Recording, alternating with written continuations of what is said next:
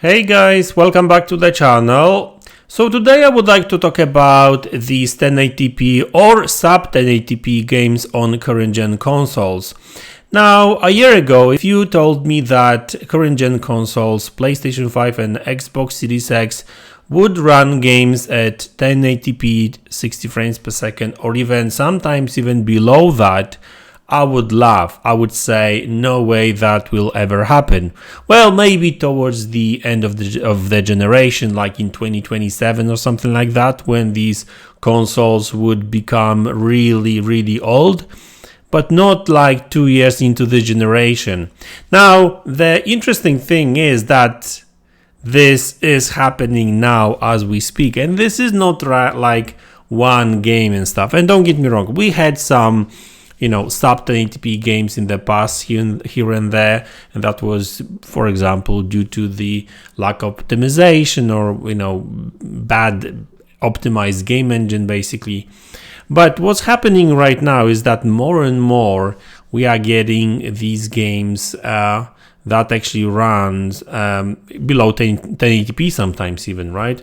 And I know that for the most part we're talking about games that uses dynamic resolutions, right? So sometimes it's higher than 1080p, sometimes it's lower than 1080p. So on average, let's call it dynamic 1080p, right? But like when you say 1080p, I think about last generation consoles maybe, or even Xbox Series S. That's a 1080p console, but if you were to tell me that Xbox Series X and PlayStation 5 would run more and more games around 1080p 2 years into this generation, I would never believe it. And here we are, and that's actually happening. Now, there's obviously a couple of questions we need to ask, because is it due to the fact that these games were or are poorly optimized? That's one possibility. B, they are maybe too demanding, or some games may be still not really. I guess some games may still not take full advantage of the consoles because of the cross-gen nature. I mean, that will affect some games for sure. But for example, Dead Space, even though the output resolution is higher than 1080p, internal resolution is actually 1080p or lower, and then the FSR 2.0 upscales the image to higher resolution. Now, obviously, this is not the first game that is like that. We had Returnal running at 1080p, and then 1080p resolution was upscaled to 1440p, and then 1440p resolution was like reconstructed to like 4K or something like that. I know that Spider-Man is using very good reconstruction techniques, and especially in ray tracing mode, they have got a very good engine. But that's with ray tracing. I get it, right? Games with ray tracing, I get it. But like Dead Space, for example, there's no ray tracing in performance mode, and graphics is downgraded. So, game runs at lower graphic settings, and the game runs at dynamic 1080p 60 frames per second, and then it's being upscaled to like 1440p or reconstructed to 1440p by FSR 2.0, and then from there it's upscaled to 4K. So and don't get me wrong, like games like Dead Space, for example, or Callisto Protocol, I don't know what was the resolution in Callisto Protocol, but I would say that Callisto Protocol actually offered better image quality. I would even say that sometimes even better graphics overall, and I think that Callisto was actually better optimized game. So I guess maybe this type of game kind of shows that there is a room for improvement, and that's actually not all games will run at 1080p and then will be upscaled up to like whatever resolution. But Dead Space is this generation console game as well, and it still runs at dynamic 1080p, which is then upscaled to whatever output resolution you set it to be, right? and there's obviously a number of options and stuff, but and resolution or final image quality is not actually too bad.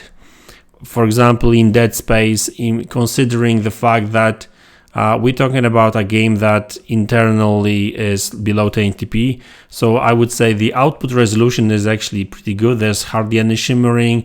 The game is kind of soft but looks good, so I guess it's not really a major issue, but it's nowhere close to like even 1440p or anything like that. And this is the type of resolution I was expecting on these next-gen consoles, especially at the very beginning of their generation. Because remember, the games that we're actually seeing right now, they are nowhere near the graphics fidelity like games will offer like 3, 4, 5 years from now. So what's going to happen then? Maybe, just maybe, developers will, take a better advantage of these consoles and stuff, right? But I'm just wondering. I mean, I was pretty sure that these consoles will last us, for a very long time. But right now, I'm just kind of sitting here and thinking about it really, and I'm like, will these consoles really last us next 5 years? Because apparently the proper next generation consoles are not coming anytime soon, not before 2028. So at least, for the next 5 years. I've got my doubts. Maybe mid-gen refreshes or like proper upgrades will actually help here.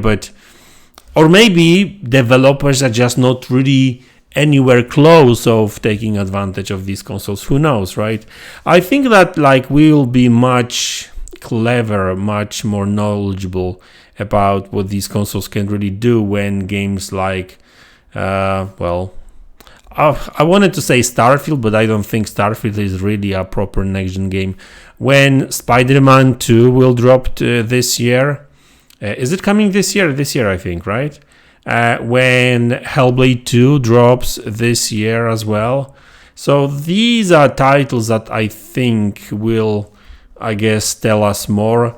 Another title which I guess will give us a glimpse into the future is probably going to be the Star Wars Jedi Survivor. So that game, I would imagine, is going to be properly optimized for this gen consoles. But the real question is, but I'm not really sure if that's Unreal Engine 5 game. And another thing, thinking about Unreal Engine 5, because Unreal Engine 5 is very demanding, of course, because we've seen even these demos running at 1440p 30 frames per second on PlayStation 5 or Xbox Series X. So it just goes to show that better graphics will have its effect on either resolution or performance on these next-gen consoles. Something will have to give. And even though with this generation consoles we got a nice boost in all, I would say, technical departments when it comes to consoles, so GPU, CPU, maybe not memory much, because memory it's like a slight upgrade when it comes to size, memory, amount of memory. Bandwidth wise, I guess, a slight difference here and there as well. But I'm just kind of curious. Obviously with PC it's not really a problem, because with PC you've got, you can always upgrade to a better graphics card. But even on PC you've got FSR 2.0, you've got DLSS 2 or DLSS 3 now. Even AMD will actually will deliver that extra frame generation kind of technology soon as well. So they are working on that DLSS 3 competitor, right? So we'll see how that goes. But so I guess some of this tech will actually make its way to consoles as well. So that may actually help a little bit. But these extra frame generation technologies are not necessarily suited well for all consoles, I don't think. All games really, because the frame generation kind of technology introduces extra lag. So like I guess for fast-paced shooters, that's probably not going to be a good solution. So yeah, looks like developers are actually kind of trying to figure out better and better ways to improve software using the same hardware, I guess. And I don't know, this generation is really weird. I mean, it's been 2 years, and just recently, I guess, or not even, well, Dead Space, is it really a proper next-gen game? I wouldn't really call it. Like, it looks good, very good, I would even say, but I would not look at Dead Space remake and say, oh, it's a proper next-gen game. Like, it's a very well-polished game, but I wouldn't really say that it offers next-gen graphics. I guess Callisto Protocol looks a little bit better in my opinion, but hey, that's just me. So guys, like, listen, I am a bit shocked, if you know what I mean. And like I said, there's like, even recently I reported that there's like 2 or 3 extra, new games coming very soon that will offer these type of resolutions as well. 1080p 60 frames per second or 4K 30, right? Which is weird, because if a game can, if a console can run a particular game in 4K 30, you would imagine that it should be more than enough capable to run the same game at half resolution and double the frame rate. But I guess that's not always the case. But we'll see. I guess when it comes to high resolutions, we will have to wait and see what first-party developers will be able to achieve with these consoles. Like Forza Motorsport, for example, 4K, dynamic 4K, 60 frames per second, and ray tracing at the same time in the game, not just photo mode. So I guess these kind of graphics, resolution, and everything, and performance is possible if game is optimized well for the platform. But will that be a case of only first-party developers really taking full advantage of these consoles? I hope not. I really hope not, but we'll see. So anyway, guys, that's the video. Thanks a lot for tuning in. Thanks for support. I really appreciate it. Don't forget to like, subscribe to the channel if you haven't already, and I will see you all in the next one. Take care.